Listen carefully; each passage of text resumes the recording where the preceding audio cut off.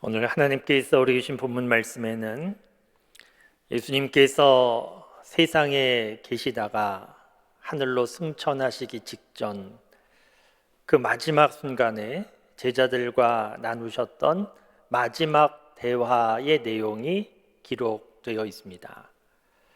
오늘 말씀 9절 말씀에 보면 이 말씀을 마치시고 사람들이 보는 가운데 하늘로 올리어 가시고 구름 사이에서 보이지 않게 되었다. 이런 말씀이 있습니다. 지금 우리들 생각으로 생각해 보면 어떻게 이런 일이 있을 수 있을까? 그런 생각을 하게 됩니다. 사람의 몸은 저절로 1cm도 뜰 수 없는 것인데 예수님의 몸이 그대로 들리어서 하늘로 올라가시고 구름 속에 가려져서 더 이상 보이지 않게 되었다. 이런 말씀입니다. 그래서 현대인들의 기준으로 볼 때에 이런 말씀은 어떤 신화와 같은 말씀처럼 그렇게 이해하는 분들도 있는데, 지난주 수요일 예배 시간에도 우리가 잠깐 나눈 대로 성경 말씀은 몇몇 사람이 방에 들어가서 창작하듯이 그렇게 쓰여진 것이 아니고 먼저 분명한 사건이 있었고 그 사건에 목격자가 있었고 아니면 목격자로부터 들은 사람들이 있었고 그 목격자와 들은 사람들이 나중에 때가 되어서 붓을 든 사람이 많더라, 그런 표현대로 나중에 기록한 사람들이 많이 있었습니다. 그리고 그 기록들이 모여져서 성경 말씀이 된 것인데, 예수님께서 오늘 본문 말씀에 하늘로 승천하시는 이 장면도 예수님께서 사람들 모르게 어디 외딴 곳에 가서 혼자 사라지셨다, 그것이 아니고 사람들이 보는 가운데, 많은 목격자가 있는 가운데 예수님께서 하늘로 올라가셨다는 겁니다. 그러니까 이 말씀 그대로 예수님은 하늘로 그대로 올라가신 것이고, 당시에 그 장면을 목격한 사람들이 많이 있었고 목격자로부터 들은 사람들도 많이 있었는데, 이 사람들이 나중에 기록해서 오늘 우리가 보게 된 겁니다. 당시 그 광경을 목격한 사람들은 참 놀랐을 것이고 충격적인 장면이었을 겁니다. 그런데 예수님께서 이렇게 하늘로 올라가시기 직전에 제자들과 마지막 대화를 나누신 것이 오늘 본문 말씀입니다. 지난주 말씀에 우리가 잠깐 보셨는데, 예수님께서 부활하시고 40일 동안 세상에 계시면서 하나님 나라에 관하여 말씀하셨고, 그리고 제자들에게 예루살렘을 떠나지 말고 약속하신 것 임할 때까지 기다려라, 이런 말씀을 하셨다는 것을 보았습니다. 그러면 오늘 제자들이 예수님에게 질문한다고 하면 흐름상 어떤 질문이 되어야 되는가 하면, 예수님께서 말씀하신 것 이어서 하나님 나라에 관한 질문이든지 아니면 약속하신 성령을 기다리라고 하셨는데 언제까지 기다려야 됩니까? 그런 질문을 해야 되는데, 오늘 말씀에서 제자들이 예수님에게 질문한 내용은 흐름과 좀 맞지 않는, 좀 엉뚱해 보이기도 하는 그런 질문을 제자들이 예수님에게 했습니다. 제자들이 예수님에게 한 마지막 질문, 오늘 말씀 6절 말씀에 있는데, 제자들의 질문은 무엇이었는가 하면 이스라엘 나라가 회복될 때가 지금입니까? 이렇게 물었습니다. 이스라엘 나라가 회복될 때가 지금입니까? 라고 물었다는 것은 제자들이 예수님으로부터 가장 알고 싶었던 내용이 바로 이 내용이었다는 겁니다. 간혹 뉴스를 보다 보면 사회적으로 큰 물의를 일으키거나 관심이 집중된 사건 피의자가 경찰서나 아니면 검찰청이나 법원에서 조사나 재판을 받고 나올 때 그 앞에 기자들이 많이 몰려 있다가 현관을 통하여 피의자가 나오면 기자들이 막 달려가서 질문하는 그런 장면을 종종 볼 수 있습니다. 그때 기자들이 질문할 때 그 피의자에게 오늘 뭐 식사는 하셨습니까? 이렇게 묻는다든지 평소 취미는 무엇입니까? 이렇게 묻는 기자는 없습니다.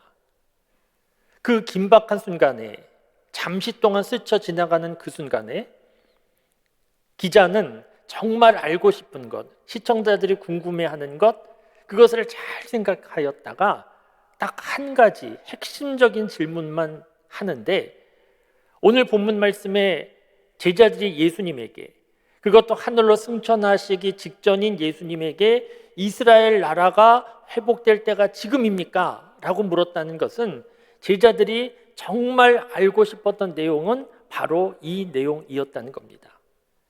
그러니까 제자들이 예수님과 3년 동안 함께 다니면서 예수님으로부터 배우고 예수님께서 하나님 나라에 관하여 말씀하시는 것을 들었지만 그 모든 것은 그리 큰 관심사항이 아니었고, 제자들의 관심은 이스라엘 나라가 회복될 때가 언제인가, 이것이 가장 큰 관심이었다는 겁니다.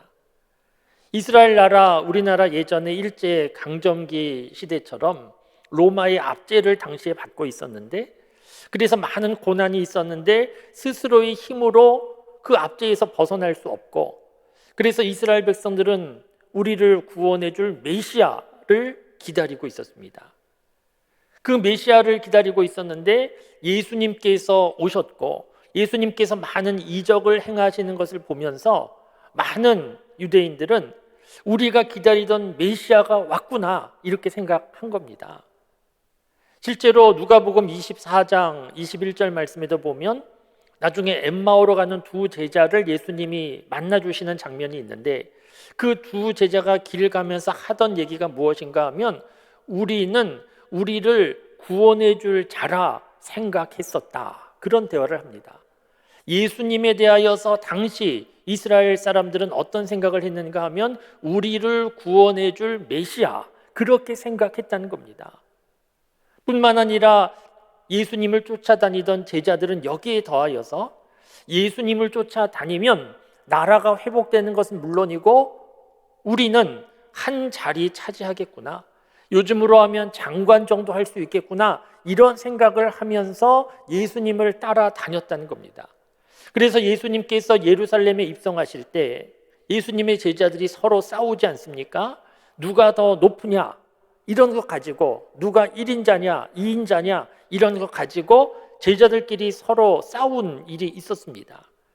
그러니까 제자들이 예수님을 따랐는데, 예수님을 따르는 아주 중요한 동기는 이스라엘 나라의 해방이었고, 그리고 이스라엘 나라가 회복되었을 때 한 자리 차지하는 것이 제자들의 관심사항이었는데, 예루살렘에 입성하신 예수님께서 허무하게 십자가에서 죽으셨습니다. 그래서 이제 모든 것이 다 끝났는가 보다, 그렇게 생각했는데 예수님께서 다시 부활하셨고 제자들 앞에 나타나게 되셨고, 그러자 제자들은 생각하기를 우리가 꿈꾸어 왔던 것이 틀린 게 아니구나, 이제야말로 이스라엘 나라가 회복될 때가 된 것이구나, 이렇게 생각했는데 예수님께서 이제 하늘로 승천하시려고 하는 이러한 상황 앞에 제자들이 급했습니다. 그래서 결정적으로 중요한 것, 알고 싶은 것 한 가지를 물은 건데, 이스라엘 나라가 회복될 때가 지금입니까? 제발 좀 알려주십시오, 이러면서 예수님께 물은 것이 제자들의 마지막 질문이었습니다. 그러니까 이 제자들의 모습을 보면 그리 믿음 좋은 사람들 모습 보이지 않습니다. 예수님께서 계속해서 하나님 나라에 관하여 말씀하시고 성령에 관하여 말씀하셨는데 제자들은 하나님 나라, 성령에 대하여는 전혀 묻지도 않고 이스라엘 나라, 지금 내가 살고 있는 이 나라, 고난받는 이 나라, 이 문제 언제 해결됩니까? 그것만 관심 가지고 묻고 있었습니다. 그러니까 제자들이 이 수준을 보면 예수님의 3년간의 제자 훈련은 실패처럼 보이기도 합니다. 제자들은 예수님을 따라다니지만 예수님의 관심에 관심을 함께 두고 있는 것이 아니고, 예수님을 따라다니지만 여전히 관심은 자기들의 관심, 이스라엘 나라에 집중되어 있었습니다.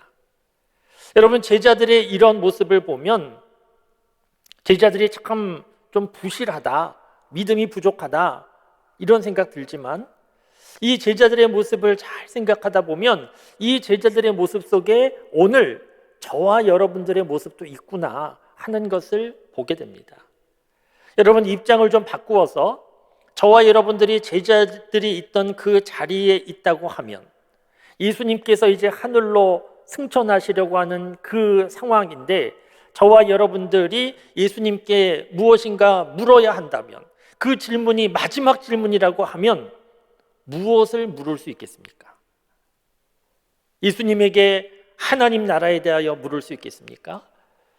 그렇게 묻는 분도 계시겠지만 그렇지 않고 내가 정말 궁금한 것, 그건 묻지 않겠습니까? 내가 정말 궁금한 것. 사람들 따라 좀 다를 수 있습니다. 지금 자녀들 대학 입시 준비 중인 가정이라고 하면 우리 아이 어느 학교 보내야 됩니까? 어느 학교 보내야 합격하고 앞길이 잘 열리겠습니까? 그런 거 물을 수 있을 것이고, 지금 집을 사야 되느냐 말아야 되느냐 팔아야 되느냐 뭐 이런 생각 가운데 있는 가정이라고 하면 예수님께 지금 집을 팔아야 됩니까? 집을 사야 됩니까? 뭐 이런 거 물을 수 있습니다. 아니면 경제적으로 너무 어려워서 복권 사는데 유일한 희망을 두고 있는 분이라고 하면 주님 올라가시기 전에 복권 당첨 번호 좀 알려주십시오. 뭐 이런 거 물을 수 있습니다. 아니면 나 몇 살까지 살 수 있습니까?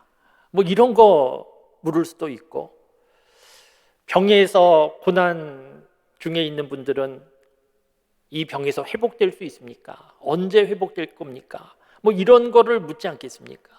그러니까 개인적으로 가장 궁금한 관심사항을 묻는데, 저와 여러분도 예수님을 믿노라 하지만 우리가 신앙생활 살고 있지만 저와 여러분도 예수님을 믿는 그 이유가 정말 하나님께서 원하시는 하나님의 뜻에 관심을 가지고 그 뜻을 이루어 드리는 그런 삶이 되면 좋겠는데, 그렇지 못하고 예수님을 믿지만 여전히 우리의 관심은 제자들처럼 내 문제, 내가 가지고 있는 문제, 이것 해결받는 것에 관심을 갖고 예수님을 믿고 있는 모습들 우리에게 있는데, 제자들의 모습이 이런 모습이었습니다.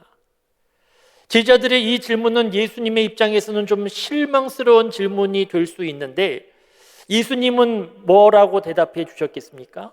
제자들이 마지막 질문을 듣고 예수님은 뭐라고 대답하셨는가? 오늘 말씀 7절에 보면 때와 시기는 아버지께 속한 것이다. 그건 아버지만 아시는 거니까 너희가 알 바가 아니다. 이런 말씀을 7절에서 하시고, 그리고 계속해서 8절에 말씀하시기를 오직 성령이 임하시면 너희가 권능을 받고 예루살렘과 온 유대와 사마리아와 땅끝까지 이르러 내 증인이 되리라. 이런 말씀을 하셨습니다. 지금 제자들은 예수님께 묻는 것이 이스라엘 나라가 회복될 때가 지금입니까? 이렇게 물었는데 예수님은 대답하실 때 그 나라 회복되는 거 너희가 지금 알 바 아니다. 그러면서 하시는 말씀이 성령이 임하시면 너희는 내 증인이 될 것이다. 그러니까 지금 제자들과 예수님의 대화를 보면 떠오르는 사자성어가 있는데 동상이몽, 이런 사자성어가 떠오릅니다. 지금 같은 자리에 있습니다. 같은 자리에서 대화하고 있습니다. 그런데 제자들의 꿈은, 제자들의 관심은 이스라엘 나라에 있고 예수님의 관심은 하나님 나라에 있습니다.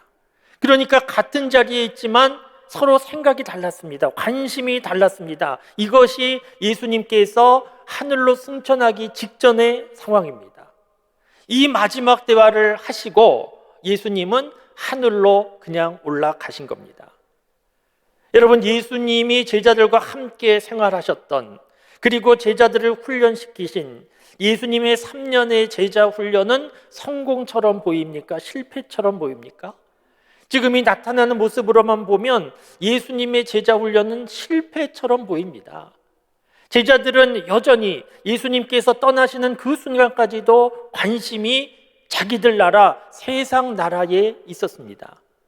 그런데 예수님은 이런 제자들의 모습을 보시면서 안 되겠다. 처음부터 다시 교육을 해야 되겠다. 다시 교육받자. 이렇게 하지 않으시고 그냥 그대로 하늘로 올라가셨습니다. 무슨 급한 일이 있으셨는지 알 수 없지만 예수님은 제자들의 이 부실한 모습을 보시면서도 그냥 그대로 하늘로 올라가셨고, 제자들은 하늘로 올라가시는 예수님 모습만 바라보면서 그들이 물었던 것에 대한 답도 제대로 얻지 못하고 그냥 하늘로 올라가시는 예수님 모습을 바라보는 이것이 예수님과 제자들과 헤어지는 마지막 장면이었습니다. 그러니까 뭔가 완전하게 깔끔하게 그렇게 헤어지는 장면이 아니고, 제자들의 이런 부실한 모습을 보시면서 예수님은 그대로 하늘로 올라가셨고, 제자들은 질문했지만 제대로 된 답도 얻지 못한 채 하늘로 올라가시는 예수님 바라보며 이렇게 끝났습니다. 그런데 여러분, 예수님께서 이렇게 하늘로 그대로 승천하신 것은, 부실한 제자들의 모습을 보시면서도 그대로 가신 것은 바쁜 일이 있으셨기 때문이 아니고 예수님께서 믿는 것이 있으셨기 때문입니다. 결국 제자들은 관심이 달라지고, 이스라엘 나라의 회복을 꿈꾸던 제자들은 결국 하나님 나라 복음을 전하는 사람들이 되었고, 하나님 나라의 복음을 전하다가 다 순교하는 사람들이 되었습니다. 어떻게 이런 일이 되었는가? 예수님께서 믿으셨던 것은 무엇인가? 오늘 유명한 8절 말씀에 그 답이 있습니다. 예수님께서 믿으셨던 것, 오직 성령이 너희에게 임하시면, 오직 성령이 임하시면, 예수님께서 믿으셨던 것은 성령 하나님의 임재하심, 이것을 믿으셨습니다. 예수님께서 제자들에게 예루살렘을 떠나지 말고 기다려라 말씀하신 내용도 성령 하나님이었습니다. 왜 성령 하나님이 임하시면 모든 문제가 풀리고 제자들이 변화될 것을 예수님께서 아셨는가 하면, 요한복음 14장 26절 말씀에 예수님께서 제자들에게 이런 말씀하신 일이 있으셨습니다. 제자들은 성령이 뭔지도 모르는데 예수님께서 알려주신 겁니다. 내가 너희를 떠나면 보혜사 성령이 임할 것인데, 아버지께서 너희에게 성령을 보내주실 것인데, 성령이 임하시면 너희를 가르쳐 주실 것이고 내가 너희에게 말한 모든 것을 생각나게 하실 것이다. 그런 말씀을 하셨습니다. 그러니까 제자들이 지금 예수님의 말씀을 3년 동안 들었지만 이해하지 못하고 믿지 못하는 부분도 있고, 그래서 관심은 여전히 세상 나라에 있는 이런 부실한 모습이었지만, 성령 하나님이 임하게 되면 그동안 예수님이 가르쳐 주신 모든 것 다시 생각나게 하시고 제대로 가르쳐 주시고 믿게 되는 역사가 나타날 것이다. 예수님은 분명히 아셨습니다. 그리고 예수님의 기대대로 제자들은 변화됐습니다. 여러분, 성령이 임하면 어떻게 된다는 것입니까? 8절 말씀에 보면 크게 보면 세 가지 내용이 있는데, 성령이 임하면 우선 권능을 받는다는 겁니다. 이 권능은 두나미스라고 하는 헬라어 단어고, 여기에서 다이나마이트, 영어 단어가 파생됐다 그렇게 알려지고 있는데, 이 권능은 대단한 능력, 폭발력입니다. 그런데 이 권능을 받는다라고 하는 것은 신비한 능력을 받고 은사를 받고 그런 것으로만 생각할 수 있는 게 아니고, 성령이 임할 때 권능을 받은 사람들에게 어떤 일이 일어났는가? 성경 말씀을 보면 성령이 임하여 권능을 받은 사람들은 모두 다 변화되었습니다. 변화가 일어났습니다. 여러분, 우리 사람들이 성격이, 삶의 모습이 변화되는 것이 참 어렵지 않습니까? 불가능에 가깝습니다. 사람이 변한다, 불가능에 가깝습니다. 그런데 예수님 믿으면 변화되는 것을 봅니다. 예수님 믿으면 차가웠던 사람이 따뜻한 사람으로 변하고, 아주 완고한 그런 사람이 부드러운 사람으로 변하고, 흥분을 잘하던 사람도 차분한 사람으로 변하고, 무엇보다 예수님 믿으면 살아가는 삶의 방식이, 생각이, 가치관이 달라지는 그런 모습을 많이 볼 수 있습니다. 성령이 임하여서 권능을 받게 되면 사람이 달라집니다. 변화됩니다. 그 변화된 사람들은 어떻게 되는가? 8절 말씀에 그 다음 단계가 있는데 예루살렘과 온 유대와 사마리아와 땅끝까지 가게 된다는 겁니다. 지금 제자들은 예수님의 십자가 사건 이후에 일종의 수배자처럼 된 겁니다. 무서워서 집에 숨어 있습니다. 예수님의 제자라는 것이 알려지면 붙잡혀서 죽을 수 있습니다. 그런데 어떻게 집 밖에 나갑니까? 그런데 그 제자들이 성령이 임한 후에 집 밖에 예루살렘은 물론이고 어떤 일이 있어도 가지 않았던 사마리아도 가고 더 넘어서 땅끝까지도 가게 되는 일이 있게 된다는 것인데 실제로 그렇게 됐습니다. 그리고 성령이 임하면 어떻게 되는가? 이렇게 예루살렘과 온 유대와 사마리아와 땅끝까지 가서 장사하고 돈을 버는 것이 아니고 가서 증인이 된다는 겁니다. 수동태입니다. 저절로 그렇게 된다는 겁니다.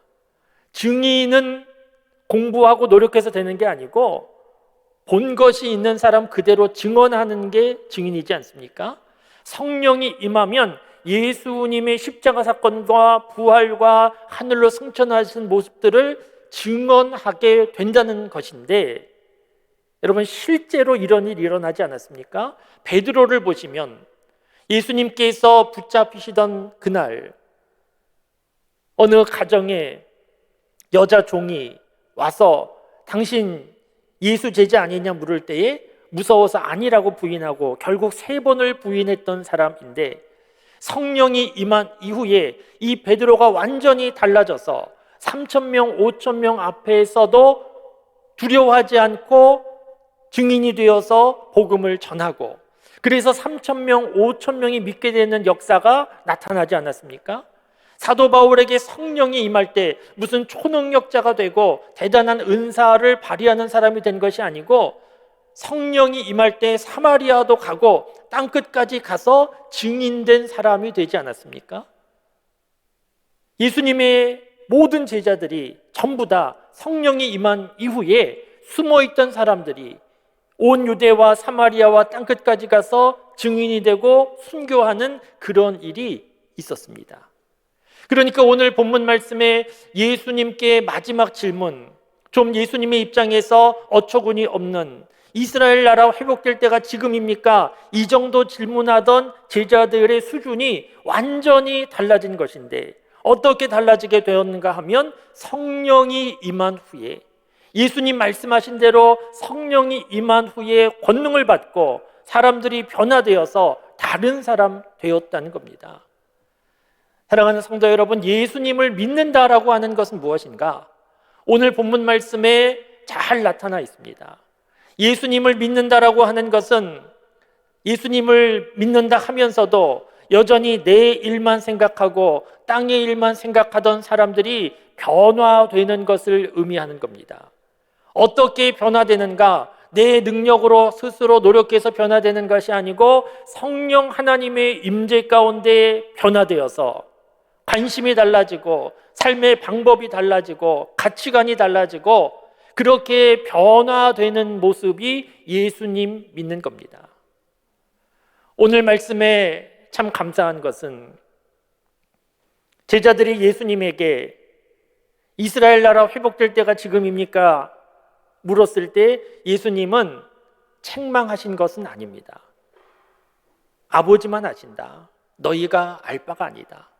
그러니까 이스라엘 나라 회복되는 것 아버지 손에 달린 것이다. 너희가 알려고 해도 안다고 해도 너희가 어떻게 할 수 있는 게 아닌데 아버지 손에 달린 것이므로 아버지께 맡겨라.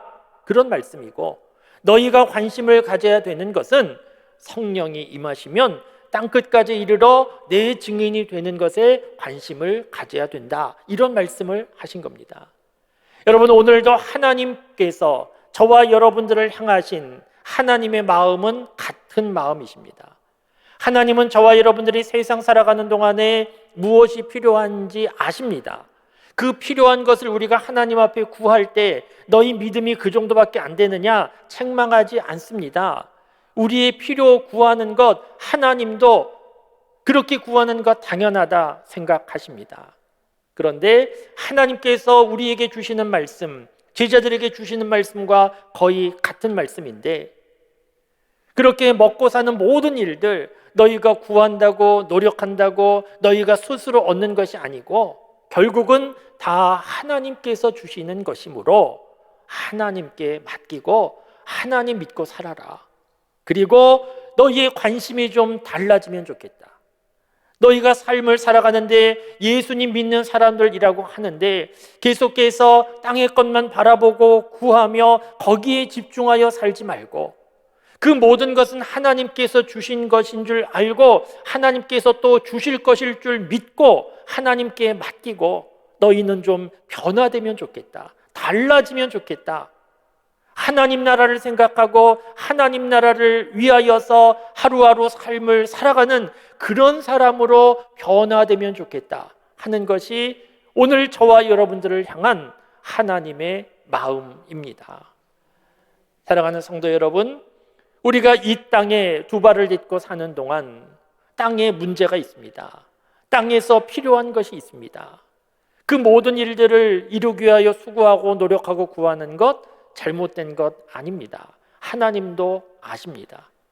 그런데 한 해 한 해 시간이 지나고 10년, 20년 시간이 지나고 우리 인생의 마지막 시간이 점점 다가오고 있는 그런 인생을 살아가고 있는데 우리의 관심이 전혀 변하지 않고 계속해서 무엇을 먹을까, 무엇을 입을까에만 집중되어 있다고 하면 우리의 신앙생활은 제대로 하고 있는 것이 아니고 우리의 신앙생활은 문제가 있는 겁니다. 시간이 점점 지나면서 우리의 관심도 달라지고 우리의 삶도 변화되어야 합니다. 하나님 나라를 점점 많이 생각하고 하나님께서 나에게 주신 것 가지고 하나님 나라를 위하여 나는 어떻게 살아갈 수 있을까 하는 것을 점점 더 많이 하고, 그래서 우리 인생의 마지막으로 가면 갈수록 우리의 삶이 이전과는 조금씩 달라지고 변화되고 올해보다 더 하나님 나라를 생각하고 하나님 나라를 위하여 헌신하는 그런 내년이 되고, 그렇게 될 때 우리의 신앙의 삶과 믿음의 삶은 제대로 되는 것이고 하나님께서 그런 모습을 기대하십니다. 올 한 해도 많이 살았습니다. 코로나 상황 가운데 힘들었지만 올 한 해도 이렇게 지내왔습니다. 코로나 상황 가운데 많은 피해가 있었는데 실질적으로 건강에 문제가 생겼던 분들도 있으시고 경제적으로 어려운 피해를 당하신 분들도 있으셨는데 믿음의 관점으로 볼 때 코로나 상황에서 가장 큰 피해자는 누구인가 하면 이 코로나 상황으로 인하여서 하나님을 믿는 믿음에서 교회에서 점점 멀어져 간 사람들, 그분들이 이 코로나 상황 가장 큰 피해자입니다. 거꾸로 보면 코로나 상황의 가장 큰 수혜자는 누구인가? 코로나 상황 때문에 뜻밖의 경제적으로 오히려 잘 풀리고 많은 돈을 버신 그런 분들도 있는데 그런 분들이 수혜자가 아니고 코로나 상황으로 인하여 하나님을 찾고 가까이 하고 하나님을 더 깊이 만나게 된 그분들이 코로나로 인한 가장 큰 수혜자로 볼 수 있습니다. 하나님으로부터 점점 멀어지면 그것은 다 잃어버리는 것이고 하나님께 점점 가까이 가면 그것은 모든 것을 잃어버렸다 할지라도 그것은 실패가 아니고 성공일 수 있습니다. 사랑하는 성도 여러분, 오직 성령이 임하시면 저와 여러분들에게 이미 성령이 임했습니다. 성령이 임한 사람은 어떻게 살아야 되는가?